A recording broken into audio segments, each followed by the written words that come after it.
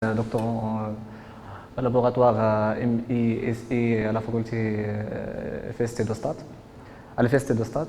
Donc, je vais vous parler de l'analyse topologique des données. Alors, je ne vais pas faire un tour complet de ce sujet parce que c'est un sujet très grand, très fort. J'ai plutôt essayé de choisir quelques points et donner quelques idées des travaux qui ont été faits. Alors, qu'est-ce que c'est l'analyse topologique des données? Donc, c'est quelque chose qui part un petit peu de l'observation. En fait, on a des données très souvent. Alors, pour chaque observation, on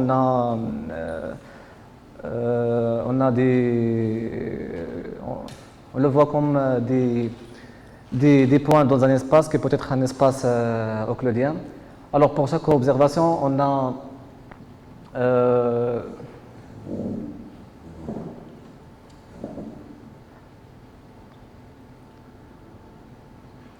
alors pour chaque observation, on a des coordonnées, des mesures qu'on voyait comme des coordonnées dans un espace qui peut être de dimension éventuellement grand.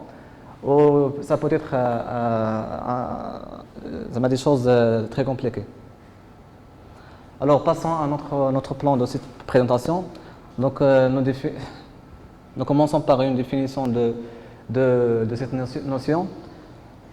Puis on va introduire des notions mathématiques de base, et plus précisément des notions en topologie algébrique, notamment les complexes simpliciaux et ses différents types, les espaces 4-chain des complexes simpliciaux. Ensuite, on va définir c'est quoi un bord d'un simplex et comment on calcule le nombre de BT. Et dans la dernière partie, on va aborder le sujet de l'homologie persistante. Alors, c'est quoi l'analyse topologique des données? C'est un domaine récent qui a connu un succès croissant depuis quelques années. Alors, il vise à comprendre, analyser, exploiter la structure topologique et géométrique des données, souvent représentées par des nuages de points dans des espaces euclidiens ou des espaces métriques plus généraux. Alors, avec l'émergence de la notion de la persistance topologique, alors la topologie, la géométrie et la topologie ont fourni des outils mathématiques nouveaux et efficaces pour aborder ce sujet, et combiner aussi des méthodes statistiques. Alors ces outils ont récemment donné lieu à des applications, des résultats originaux dans ce sujet. Alors, c'est quoi un complexe simplicial? Tout simplement, c'est des sommets reliés par des simplexes. On a aussi des simplexes orientés. Alors, on dit qu'un simplex est orienté lorsqu'on lui associe à une permutation paire prix une numération de 0 à k. On a aussi des complexes simpliciales géométriques. C'est une union finie de complexes tels que toute face d'un simplex de K et aussi un simplex de K. Et l'intersection de deux simplexes de K est soit vide. Alors, c'est quoi un espace de K-chain d'un complexe simplicial? C'est tout simplement l'ensemble des combinaisons linéaires formelles fini à coefficient entière de ces cas simplex orientés. Alors ce groupe, c'est un groupe libre ayant pour base l'ensemble des simplex orientés de dimension k, et on les note ck de k. Alors, un bord d'un simplex, c'est la somme de 6k moins 1 face Par exemple, pour un 0 simplex, c'est le V1 moins V2. Pour le 1 simplex, c'est tout simplement la somme de ces simplex. Et pour un tétraédre, c'est la même chose. Alors, définition. Alors, cet opérateur est une application linéaire définie par CK de K vers CK-1 de K. Alors, les groupes d'homologie. Alors, l'idée de l'homologie simplicielle consiste à trouver un complexe simpliciel K dont l'espace sous-jacent est homomorphe à X. Alors, puis on calcule ces groupes d'homologie.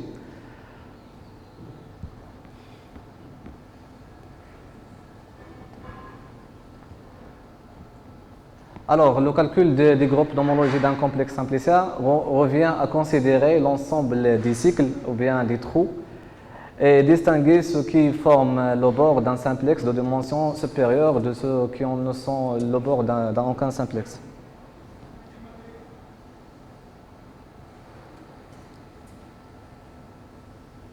Alors, définition. Alors, un complexe de chaîne est une suite de morphismes de groupes abéliens tels que gamma de gamma de n plus 1 est égal à 0. La composition de gamma n plus 1 est égale à 0.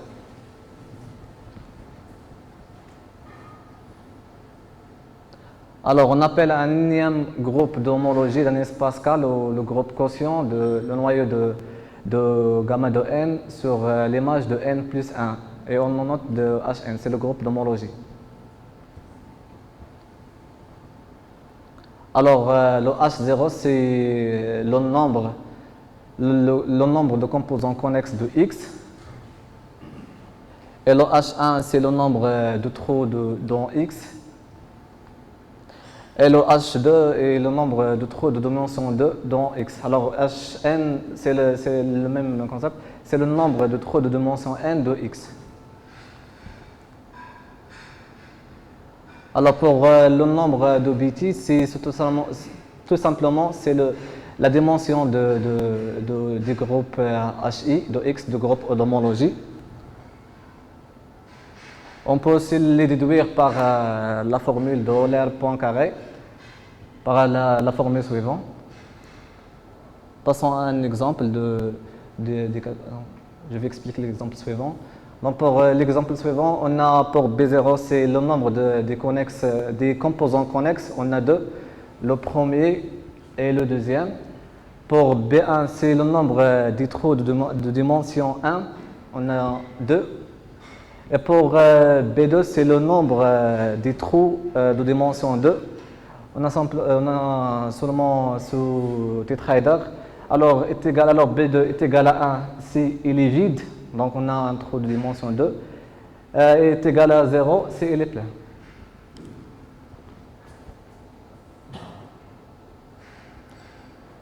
Alors, l'homologie persistante. Alors, pour construire un complexe simpliciel, à partir de points de l'espace Rn, on a deux complexes. On a le complexe de Čech, qui est tout simplement un complexe de Čech de P et epsilon, alors formé par les points de P et de rayon epsilon, et le complexe simpliciel dont les sommets sont les points de P, et les simplexes. On dit qu'un simplex est dans le complexe de Čech, c'est l'intersection de boules de rayon epsilon est différent des zéros. Pour le complexe de Weitoris-Rips, c'est la même chose, sauf que pour deux simplexes dans le complexe, l'intersection de ces boules est différente des zéros. Alors, on a la différence entre les deux simplexes, c'est seulement dans un cas de 3 points. Ici, alors ce triangle dans le complexe Rips est rempli. Par contre, dans le complexe Čech, n'est pas rempli parce qu'on a un espace vide là.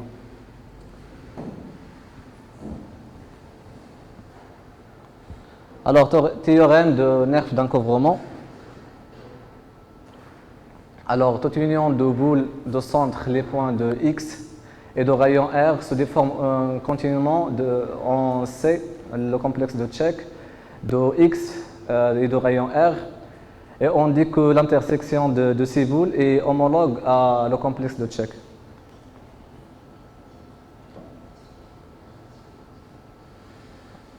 Alors, l'idée de la persistance consiste à calculer les groupes d'homologie, HN, et de reporter ensuite sur un diagramme les valeurs de T en fonction de temps, en fonction de rayons, pour lesquels on observe l'apparition et la disparition d'une classe d'homologues. Alors, on va voir un exemple. Alors, on a un nuage de points ici. Alors, l'idée, c'est de faire varier le R, le rayon, et en créant des boules autour de ces points. Et on gonfle le rayon et on fait l'enregistrement de ce barcode.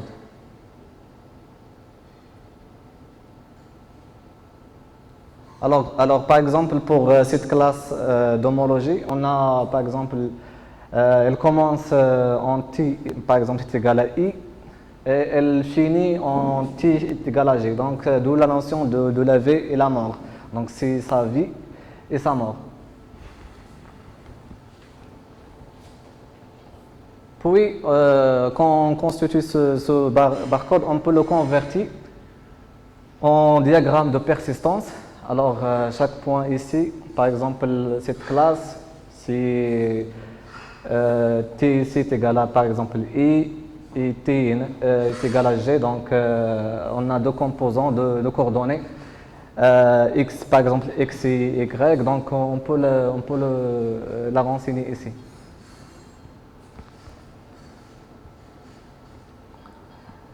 Alors, juste pour récapituler, donc l'homologie d'un espace X est une collection de groupes qui correspond aux caractéristiques topologiques de X. Alors, l'homologie permet de définir et de classer de façon rigoureuse les trous et les cavités d'une forme géométrique. Alors, le groupe est une collection de classes d'équivalence.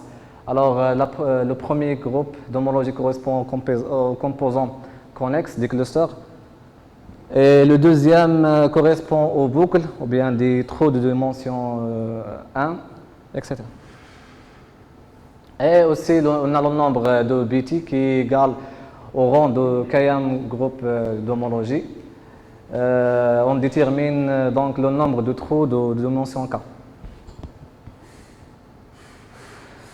Alors, pour comparer ces classes, on a la distance de bottleneck sur les diagrammes qui est définie par inf de y de sup de p, la norme infinie de p moins y de p. On a aussi le théorème de la distance bottleneck de f et de g est inférieure à la norme infinie de f moins g. Merci pour votre attention.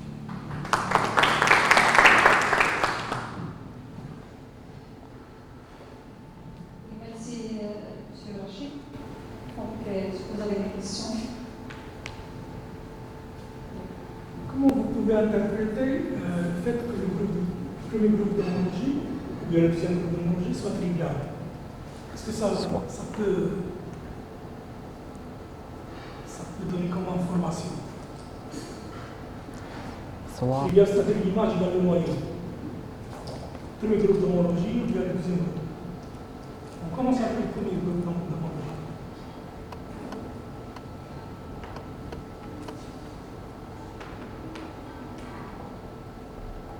Votre système complexe.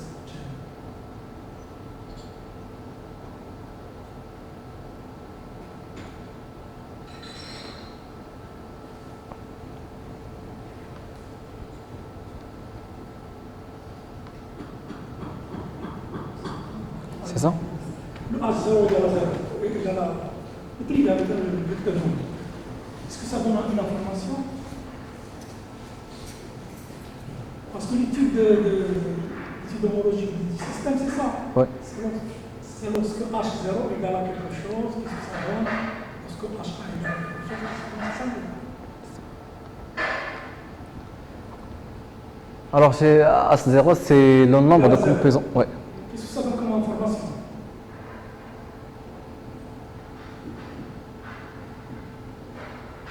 Alors, on cherche à déterminer le nombre de composants connexes. Donc, c'est combien de composants connexes? J'ai pas compris.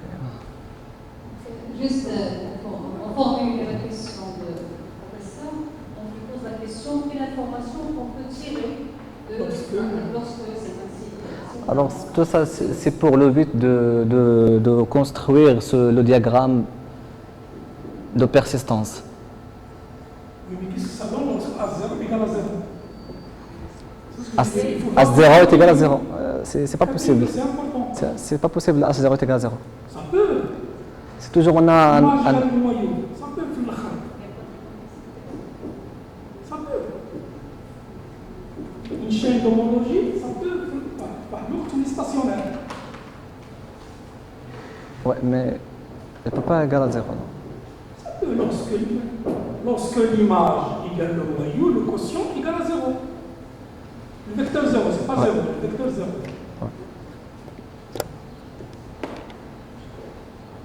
L'image de quoi ou le noyau de quoi? Vous voyez les opérateurs.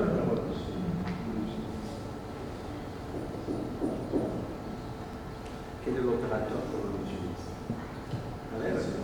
C'est carré.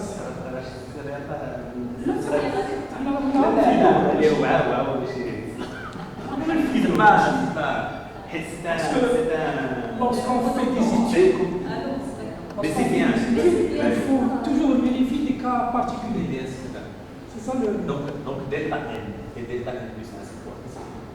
C'est le bord d'un Le composant. bon. Donc notre opérateur, c'est nous avons un simplex, on prend son bord. C'est tout à fait simple. Donc on a i, donc l'opérateur c'est ça, c'est delta n plus 1. Donc le delta n.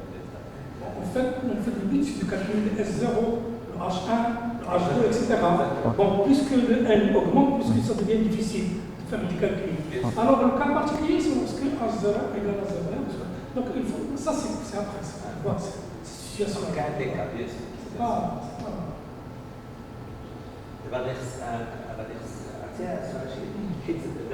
peut-être دابا قلت باش ترى شي هنا الريزو نورمال داير بالنسبه للامين امين تكلم على l'interprétabilité des couches. La TDA, la Topological Analysis, il est utilisé pour interpréter les couches aussi. Une fois que j'ai un réseau de neurones qui est appris, quand on a les couches comme vecteurs, quand on a des sont des vecteurs dans un espace quelconque, on oublie qu'est-ce qu'ils définissent comme topologie. ومن خلالها نعرف la variété derrière, dans quel espace il se trouve, où j'espère qu'il se trouve dans un espace de dimension réduite. Quand finalement, je n'ai pas besoin de beaucoup de dimension spirale, etc. Donc, il y a des notions qui il est c'est bien, ça me fait plaisir de voir la théologie comme application. Dommage, moi, je laisse comme je laisse. ولكن ils ont besoin وهذه انا عقلي سوق c'est des maths sérieux. c'est des maths très sérieux. C'est pas que ce que tu as fait, ce que je t'ai enseigné ou pas. Il faut faire une maîtrise mathématique correcte pour attaquer. المشكله ils n'ont pas fait ça. C'est ça, c'est pas توبولوجي Voilà, c'est ça. والماستر ديفيد شويه كان في شويه المال كان فيه شويه Ça demande un spécialiste. qu'il y a un problème de l'intelligence artificielle. Il y a un problème. On ne peut pas faire de l'intelligence artificielle correcte à différentes choses. Eh bien, on doit programmer. Donc, ce qu'on a donné la notion d'information, sauf dans si tu aimes la notion des statistiques, impossible. L'optimisation, c'est ça. La topologie ou la topologie, c'est intéressant. Déjà, il y a un concept qui est وهنا كاين une question, il y a un problème في واحد الحاجه البارح je veux apprendre tous les chiens. Je ne peux pas prendre un chien et le faire tourner. Je vais apprendre avec le chien avec des groupes de symétrie. C'est pas qu'il est chiens. C'est un autre chien. Et j'ai besoin de, je crois,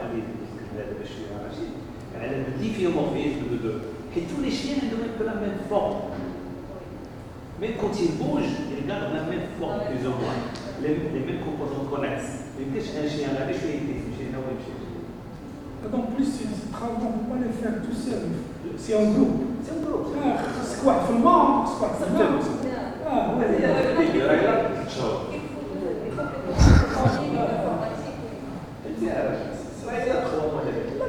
Mais après, bien sûr, il faut, à un moment donné, soit on maîtrise la chose, soit elle est superficielle.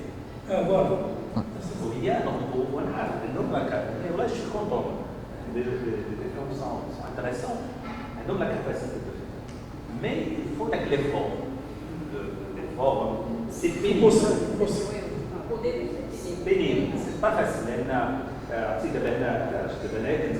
groupe. ولكن هذا الجروب هذا un triangle plus un triangle. كنديروا لا الصوم ما كاين والو لو تريونغل ماشي بحال 3 plus 5 égale à 8. Non, le triangle. C'est un triangle. Mais c'est une algèbre. C'est une algèbre. Je ne connais pas l'algèbre. لكن العموم c'est une algèbre وعاد من بعد دوزو الكتاب. ولكن دابا باش ما ماشي حنا كنصحوا هذا الصحاب حاليا كتاخذ واحد ستانفورد كامبريدج في MIT في جنوب افريقيا كتلقى كيقرا هذا الشيء. حنا في المغرب كتلقى mais عادي هذا الشيء اليوم ندورو بعض الشغل ils font l'effort وتحنا في l'effort حنا ما بغيتوش هادو دابا رشيد مش عارف سي كوا لو بيزيانيزم شنو غير réseau médical.